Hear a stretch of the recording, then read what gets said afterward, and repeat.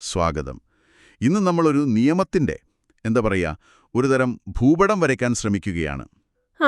1962 customs നിയമം, അതിലെ 3-ാം അധ്യായത്തിലേക്ക് നമുക്കൊന്ന് ആഴ്ന്നിറങ്ങാം. ശരി. ഇന്ത്യയുടെ അതിർത്തികളിലൂടെ ഈ സാധനങ്ങളൊക്കെ വരുന്നു, പോകുന്നു.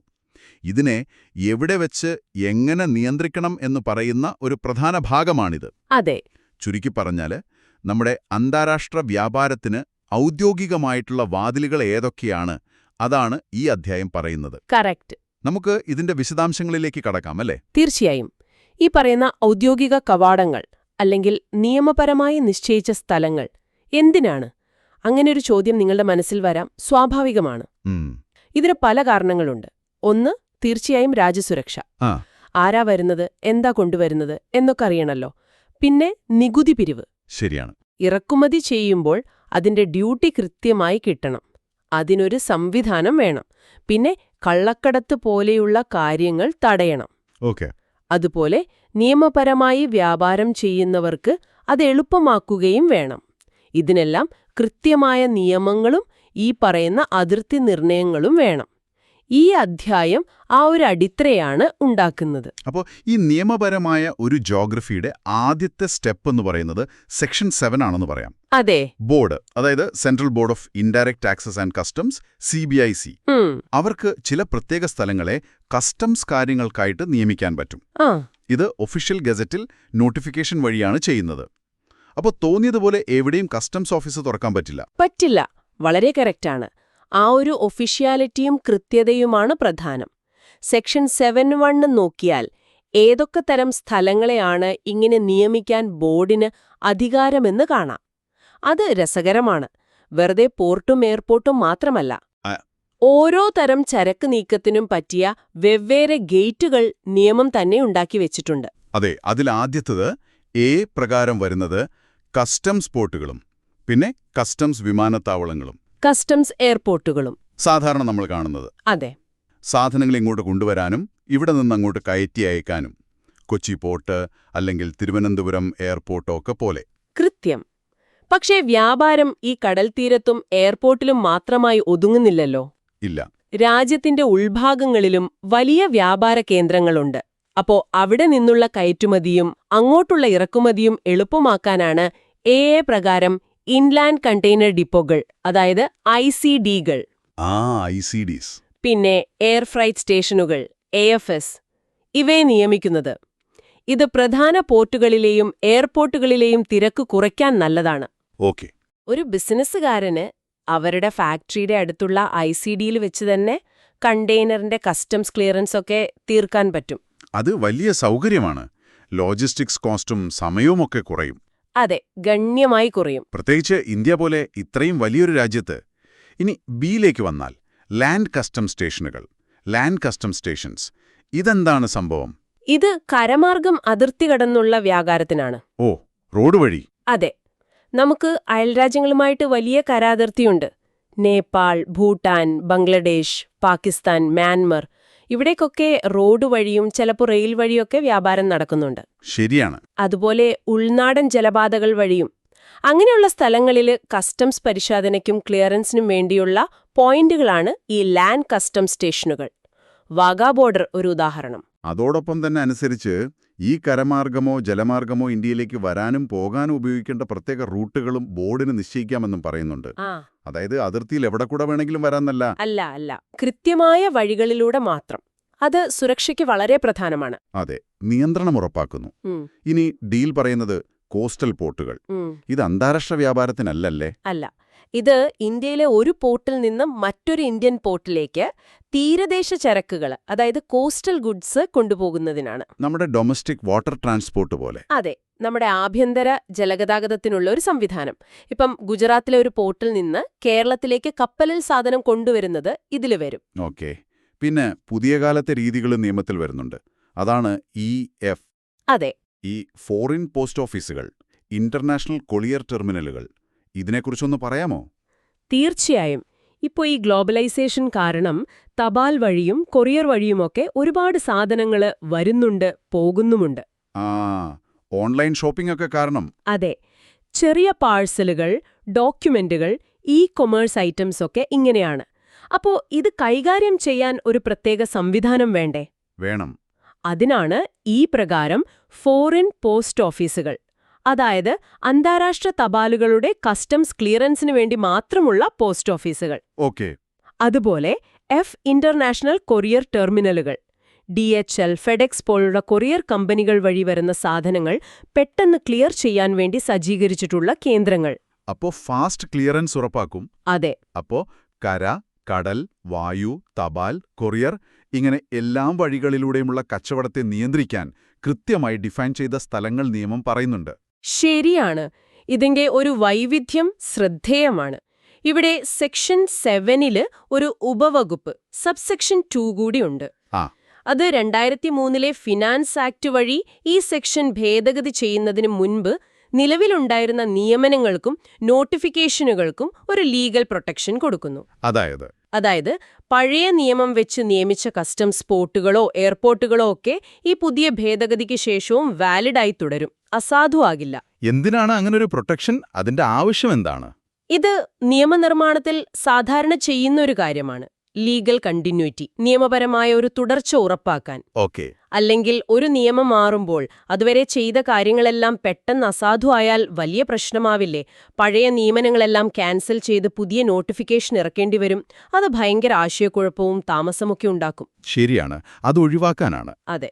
അപ്പോൾ സെക്ഷൻ 7 രാജ്യത്തെ മൊത്തത്തിലുള്ള കസ്റ്റംസ് പ്രവർത്തനങ്ങൾക്ക് ഒരു വലിയ ചിത്രം തരുന്നു. ഇനി സെക്ഷൻ 8 വന്നാൽ അത് കുറച്ചുകൂടി മൈക്രോ ലെവലിലേക്ക് പോവുകയാണല്ലേ? ഈ വലിയ സ്ഥലങ്ങൾക്കുള്ളിലെ ക്രമീകരണങ്ങൾ. അതെ. സെക്ഷൻ 7 വെച്ച് ബോർഡ് ഒരു പോർട്ടിനെയോ എയർപോർട്ടിനെയോ കസ്റ്റംസ് പോർട്ട് അല്ലെങ്കിൽ എയർപോർട്ടായിട്ട് നിയമിച്ചു. അത് ചിലപ്പോൾ വളരെ വലിയൊരു ഏരിയ ആയിരിക്കും. ആ വലിയ സ്ഥലത്തിനുള്ളിൽ എവിടെയാണ് കപ്പൽ അടുക്കേണ്ടത്, എവിടെ വിമാനം പാർക്ക് ചെയ്യണം, എവിടെ വെച്ചാണ് സാധനങ്ങൾ ഇറക്കേണ്ടതും കയറ്റേണ്ടതും, ഇതൊക്കെ കൃത്യമായി പറയണ്ടേ? വേണം. ആ അധികാരമാണ് സെക്ഷൻ 8 പ്രകാരം പ്രിൻസിപ്പൽ കമ്മീഷണർ ഓഫ് കസ്റ്റംസ് അല്ലെങ്കിൽ കമ്മീഷണർ ഓഫ് കസ്റ്റംസിന് കൊടുത്തിരിക്കുന്നത്. ഇതൊരു ലോക്കൽ ലെവലിലുള്ള അധികാരമാണ്.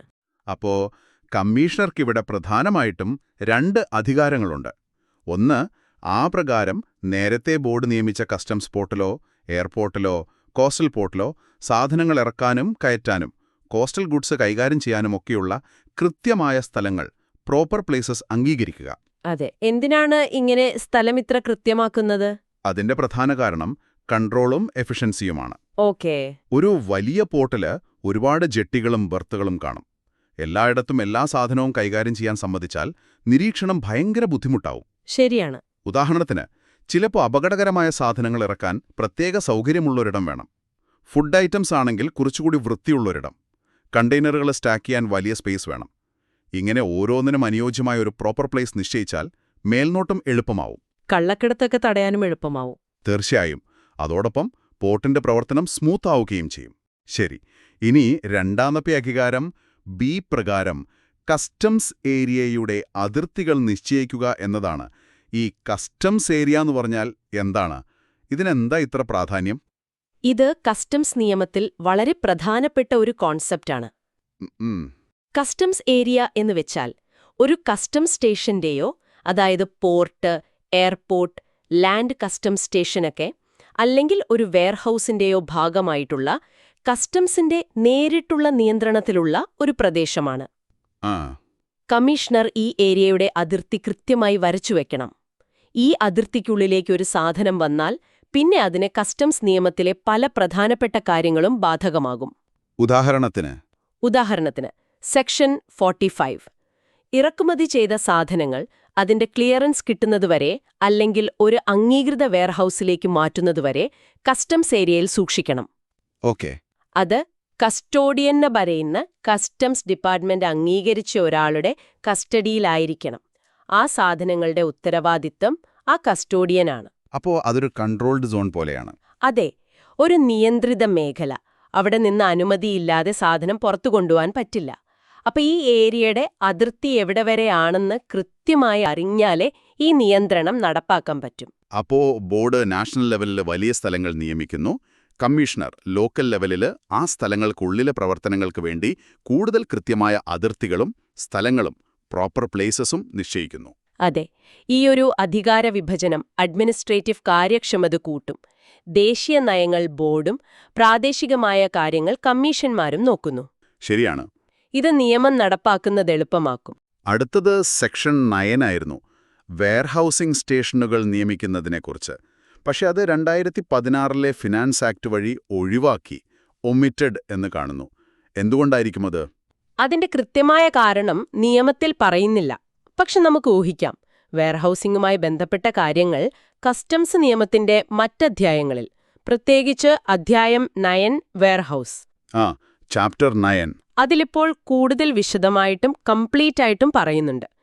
സെക്ഷൻ 57, 58, 58A ഒക്കെ പബ്ലിക്, പ്രൈവറ്റ്, സ്പെഷ്യൽ വെയർഹൌസുകൾക്ക് ലൈസൻസ് കൊടുക്കുന്നതും അതിന്റെ പ്രവർത്തനങ്ങളുമൊക്കെ പറയുന്നുണ്ട്. ഓക്കെ. ഒരു പക്ഷേ ഈ പുതിയ പ്രൊവിഷൻസ് വന്നപ്പോൾ സെക്ഷൻ 9 ആവശ്യമില്ലാതായിട്ടുണ്ടാവാം. അല്ലെങ്കിൽ നിയമം സിംപ്ലിഫൈ ചെയ്യുന്നതിന്റെ ഭാഗമായിട്ട് ഒഴിവാക്കിയതുമാകാം. ഇത് നിയമങ്ങൾ എപ്പോഴും അപ്ഡേറ്റ് ആവുന്നതിന്റെ ഒരു ഉദാഹരണമാണ്. ശരിയാണ്. നിയമം കാലത്തിനനുസരിച്ച് മാറും. ഇനി ഈ അധ്യായത്തിലെ അവസാനത്തെ പ്രധാന സെക്ഷൻ, സെക്ഷൻ 10, ബോർഡിംഗ് സ്റ്റേഷനുകൾ നിയമിക്കാനുള്ള അധികാരം. ഇതും കമ്മീഷണറുടെ അധികാരമാണ്. കസ്റ്റംസ് തുറമുഖത്തോ അതിനടുത്തോ ആണിത് സ്ഥാപിക്കുക എന്നും പറയുന്നു. എന്താണ് ഈ ബോർഡിംഗ് സ്റ്റേഷന്റെ ഒരു പ്രാക്ടിക്കൽ യൂസ്? ഇതിന്റെ ഉദ്ദേശം വളരെ സിമ്പിളും പ്രാക്ടിക്കലുമാണ്. കസ്റ്റംസ് ഓഫീസർമാർക്ക് അവരുടെ ഡ്യൂട്ടിയുടെ ഭാഗമായിട്ട് കപ്പലുകളിലും മറ്റു വാഹനങ്ങളിലും കയറേണ്ടി വരും, ബോർഡിംഗ്. അതുപോലെ ഇറങ്ങേണ്ടിയും വരും, ഡീസെമ്പാർക്കേഷൻ. ഇതിനുവേണ്ടി നിയമപരമായി അംഗീകരിച്ച സേഫായിട്ടുള്ള സ്ഥലങ്ങളാണ് ബോർഡിംഗ് സ്റ്റേഷനുകൾ. എപ്പോഴാണ് ഈ ഓഫീസർമാർക്ക് കപ്പലിൽ കയറേണ്ട ആവശ്യം വരുന്നത്? പല സാഹചര്യങ്ങളിലും വരാം. ഉദാഹരണത്തിന് അധ്യായം വീലിലെ സെക്ഷൻ 37 പ്രകാരം കസ്റ്റംസ് ഓഫീസർക്ക് ഏത് കൺവേയൻസിലും, അതായത് കപ്പൽ, വിമാനം, വണ്ടി എന്തിലും കയറി പരിശോധിക്കാനും ഡോക്യുമെന്റ്സ് നോക്കാനും ഒക്കെ അധികാരമുണ്ട്. ഓക്കെ. കപ്പൽ പോർട്ടിൽ എത്തുമ്പോഴോ ചിലപ്പോ പോർട്ടിന് പുറത്ത് നങ്കൂരമിട്ട് കിടക്കുമ്പോഴോ ഒക്കെ പരിശോധന വേണ്ടി വന്നേക്കാം. കള്ളക്കടത്ത് സംശയമുണ്ടെങ്കിൽ, അല്ലെങ്കിൽ എന്തെങ്കിലും സുരക്ഷാ പ്രശ്നമുണ്ടെങ്കിൽ, അല്ലെങ്കിൽ സാധാരണ റുട്ടീൻ ചെക്കിന്റെ ഭാഗമായിട്ടോ ഒക്കെ ഓഫീസർമാർക്ക് കയറേണ്ടി വരും. അപ്പൊ അതിനൊരു സൗകര്യം വേണം. അതെ. അങ്ങനെയുള്ള സമയത്ത് ഈ പോർട്ടിലെ തിരക്കിനിടയിൽ ഓഫീസർമാർക്ക് സേഫായിട്ടും എളുപ്പത്തിലും ബോട്ടിലോ മറ്റോ കപ്പലിന്റെ അടുത്തേക്ക് പോവാനും തിരിച്ചുവരാനും ഈ ബോർഡിംഗ് സ്റ്റേഷനുകൾ സഹായിക്കും. അതിനൊരു സ്ഥലം നിശ്ചയിക്കുന്നത് ഓഫീസർമാരുടെ സുരക്ഷയ്ക്കും ജോലി എളുപ്പമാക്കുന്നതിനും നല്ലതാണ്. അതും കമ്മീഷണർ നോട്ടിഫിക്കേഷൻ വഴിയാണ് ചെയ്യുന്നത്. അതെ, ഒഫീഷ്യൽ ഗസറ്റിൽ നോട്ടിഫൈ ചെയ്യണം. അപ്പോ ഈ അധ്യായത്തിലെ പ്രധാന സെക്ഷനുകളിലൂടെ നമ്മൾ പോയി.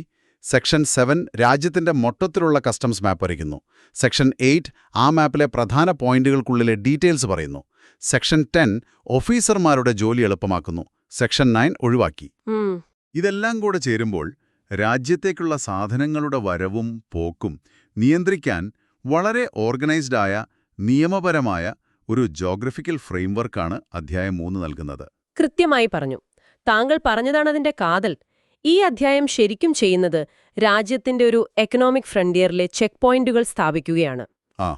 ഈ പറഞ്ഞ സ്ഥലങ്ങളിലൂടെയും പോർട്ടുകൾ, എയർപോർട്ടുകൾ, LCS ഒക്കെ റൂട്ടുകളിലൂടെയും മാത്രമേ ഇന്റർനാഷണൽ ട്രേഡ് നിയമപരമായി നടക്കാൻ പാടുള്ളൂ. ഇത് ഗവൺമെന്റിന് ടാക്സ് കിട്ടാൻ സഹായിക്കും, ഇല്ലീഗൽ ട്രേഡ് തടയും, നാഷണൽ സെക്യൂരിറ്റി ഉറപ്പാക്കും. അതേസമയം നിയമം അനുസരിച്ച് കച്ചവടം ചെയ്യുന്നവർക്ക് കാര്യങ്ങൾ സ്മൂത്ത് ആക്കുകയും ചെയ്യും. അപ്പോ നിങ്ങൾ പലരും ഒപ്പം ചിന്തിക്കുന്നുണ്ടാവും, ഈ നിയമത്തിലെ സെക്ഷനൊന്നും ഞങ്ങൾ സാധാരണക്കാരെന്തിനറിയണം? നിങ്ങൾ നേരിട്ടൊരു ഇമ്പോർട്ടറോ എക്സ്പോർട്ടറോ അല്ലെങ്കിൽ പോലും ഈ നിയമങ്ങളൊക്കെ നിങ്ങളുടെ ഡെയിലി ലൈഫിനെ ഇൻഡയറക്റ്റ് ആയിട്ട് ബാധിക്കുന്നുണ്ട്. തീർച്ചയായും. നിങ്ങൾ കടയിൽ പോയി വാങ്ങുന്ന ഒരു ഫോറിൻ ഫോൺ, അല്ലെങ്കിൽ കഴിക്കുന്ന ഇമ്പോർട്ടഡ് ഫ്രൂട്ട്സ്, നിങ്ങളുടെ ഒരു വിദേശയാത്ര, ഇതെല്ലാം ഈ പറയുന്ന നിയമത്തിന്റെ ഒരു ചട്ടക്കൂടിനുള്ളിലാണ് നടക്കുന്നത്. അതെ. ഒരു പ്രോഡക്റ്റ് വിദേശത്ത് നിന്ന് നിങ്ങളുടെ കയ്യിൽ എത്തുമ്പോഴേക്കും അത് മിക്കവാറും ഈ നിയമം പറയുന്ന ഒരു കസ്റ്റംസ് പോർട്ടിലോ എയർപോർട്ടിലോ വന്നിറങ്ങി അവിടെ നിശ്ചയിച്ച് ഒരു കസ്റ്റംസ് ഏരിയയിൽ വെച്ച് ഓഫീസർമാരുടെ പരിശോധന കഴിഞ്ഞ് അടയ്ക്കാനുള്ള ടാക്സൊക്കെ അടച്ച് ക്ലിയറൻസ് കിട്ടിയതിനു ശേഷമാണ് നമ്മുടെ മാർക്കറ്റിലേക്ക് വരുന്നത്. ഈ സിസ്റ്റം ഇല്ലെങ്കിൽ എന്താവും അവസ്ഥ? ഒന്ന് ആലോചിച്ചു നോക്കൂ. കച്ചവടത്തിൽ വലിയ ക്രമക്കേട് വരും, അരാജകത്വമുണ്ടാവാം, ടാക്സ് വെട്ടിപ്പ് കൂടും, അപകടമുള്ള സാധനങ്ങൾ ഒരു നിയന്ത്രണവുമില്ലാതെ രാജ്യത്തേക്ക് വരാം. അതുപോലെ നമ്മൾ വിദേശത്ത് പോയി വരുമ്പോൾ എയർപോർട്ടിൽ കസ്റ്റംസ് ക്ലിയറൻസിലൂടെ പോകുന്നത് ഈ നിയമത്തിന്റെ ഭാഗമാണ്. അതെ. നമ്മൾ ജീവിക്കുന്ന സമൂഹത്തിൽ ഒരു റൂൾ ഓഫ് ലോ, നിയമവാഴ്ച ഉറപ്പാക്കുന്നതിന്റെ ഭാഗമാണിത്. അപ്പോ ഈ അധ്യായത്തിൽ നിന്ന് നമുക്ക് ഓർത്തുവെക്കാവുന്ന മെയിൻ ഐഡിയ ഇതാണ്: ഒരു രാജ്യത്തിന്റെ അതിർത്തി കടന്നുള്ള കച്ചവടവും യാത്രകളും കൺട്രോൾ ചെയ്യാനും ടാക്സ് പിരിവ് എഫിഷ്യന്റ് ആക്കാനും ഇല്ലീഗൽ ആക്ടിവിറ്റീസ് തടയാനും വേണ്ടി ഒഫീഷ്യലായി അംഗീകരിച്ച് ക്ലിയറായി ഡിഫൈൻ ചെയ്ത കൺട്രോൾഡ് സ്ഥലങ്ങൾ വേണം. ഈ പോർട്ടുകൾ, എയർപോർട്ടുകൾ, സ്റ്റേഷനുകൾ, ICDകളൊക്കെ. അതെ. അതോടൊപ്പം അവയ്ക്കുള്ളിൽ കാര്യങ്ങൾ നടത്താൻ കൃത്യമായ സ്ഥലങ്ങളും proper places, customs areas, boarding stations, റൂട്ടുകളും നിർണയിക്കണം. ഇതാണ് അത്യാവശ്യം. ഈ ഒരു സ്ട്രക്ചറാണ് അധ്യായം 3 തരുന്നത്. അധികാര വിഭജനവും നമ്മൾ കണ്ടു. നാഷണൽ ലെവലിൽ CBIC, റീജിയണൽ ലെവലിൽ കമ്മീഷണർമാർ. അതെ, ആ ഘടന പ്രധാനമാണ്. അത് ഭരണപരമായ കാര്യക്ഷമത ഉറപ്പാക്കുന്നു. അപ്പോ നമ്മൾ കസ്റ്റംസ് നിയമത്തിലെ 3-ാം അധ്യായത്തിലൂടെ ഒരു ഡീറ്റെയിൽഡ് യാത്ര നടത്തി. ഇന്ത്യയുടെ അന്താരാഷ്ട്ര വ്യാപാരത്തിന്റെയും യാത്രകളുടെയും ആ നിയമപരമായ കവാടങ്ങൾ എങ്ങനെയാണ് ഉണ്ടാക്കിയിരിക്കുന്നത്, എന്തിനാണ് ഇത്ര കൃത്യമായ ഡെഫിനിഷൻസ് എന്നൊക്കെ നിങ്ങൾക്കിപ്പോൾ വ്യക്തമായ ഒരു ഐഡിയ കിട്ടിക്കാണുമെന്ന് കരുതുന്നു. ഈ ചർച്ച അവസാനിപ്പിക്കുമ്പോൾ ഒരു ചിന്ത കൂടി ഞാൻ ഷെയർ ചെയ്യാം. പറയൂ. നമ്മളിപ്പോൾ സംസാരിച്ച നിയമങ്ങളെല്ലാം ഫിസിക്കൽ സ്ഥലങ്ങളെ അടിസ്ഥാനമാക്കിയുള്ളതാണ്, അല്ലേ? തുറമുഖം, വിമാനത്താവളം, കര അതിർത്തി, ഇങ്ങനെ. അതെ. പക്ഷെ ടെക്നോളജി ഭയങ്കര വേഗത്തിലാണ് മാറുന്നത്. ഡ്രോൺ ഉപയോഗിച്ച് അതിർത്തി കടന്ന് സാധനം ഡെലിവറി ചെയ്യുന്ന കാലം ഒരുപാട് ദൂരെയല്ല. ശരിയാണ്. ഹൈപ്പർലൂപ്പ് പോലുള്ള പുതിയ ട്രാൻസ്പോർട്ട് രീതികൾ വരാം. സൈബർ സ്പേസിലൂടെയുള്ള വ്യാപാരം കൂടുതൽ കോംപ്ലിക്കേറ്റഡ് ആകാം. അതൊരു പ്രധാന പോയിന്റാണ്. അപ്പോൾ ചോദ്യം ഇതാണ്: ഈ സ്ഥലങ്ങളെ, ഫിസിക്കൽ സ്ഥലങ്ങളെ ബേസ് ചെയ്തുള്ള നമ്മുടെ ഇപ്പോഴത്തെ കസ്റ്റംസ് ഫ്രെയിംവർക്കിന് ഈ പുതിയ ടെക്നോളജികൾ കൊണ്ടുവരുന്ന വെല്ലുവിളികളെ എങ്ങനെ നേരിടാൻ പറ്റും? ഭാവിയിൽ കസ്റ്റംസ് നിയമത്തിൽ വെർച്വൽ കസ്റ്റംസ് സ്റ്റേഷൻ എന്നൊക്കെ പറയുന്ന ഐഡിയാസ് വരുമോ? അല്ലെങ്കിൽ ഡ്രോൺ പോർട്ടുകൾ ഡിഫൈൻ ചെയ്യേണ്ടി വരുമോ? ചിന്തിക്കേണ്ട കാര്യമാണ്. നിയമങ്ങൾ എപ്പോഴും കാലത്തിനനുസരിച്ച് മാറിക്കൊണ്ടിരിക്കണം. ഈ മാറ്റങ്ങളെ ഉൾക്കൊള്ളാൻ നമ്മുടെ നിയമ സംവിധാനം എത്രത്തോളം റെഡിയാണ് എന്ന് ആലോചിക്കുന്നത് രസകരമായിരിക്കും. നിങ്ങൾക്കിതിനെക്കുറിച്ച് സ്വന്തമായി ഒന്ന് ആലോചിച്ചു നോക്കാം. തീർച്ചയായും. നിയമങ്ങൾ കാലത്തിനൊപ്പം സഞ്ചരിക്കണമെന്നത് ഓർമ്മിപ്പിക്കുന്ന ഒരു ചിന്തയാണത്. ഈ ആഴത്തിലുള്ള വിശകലനത്തിൽ ഞങ്ങളോടൊപ്പം ചേർന്നതിന് നിങ്ങൾ ഓരോരുത്തർക്കും നന്ദി. അടുത്ത തവണ പുതിയൊരു വിഷയവുമായി വീണ്ടും കാണാം.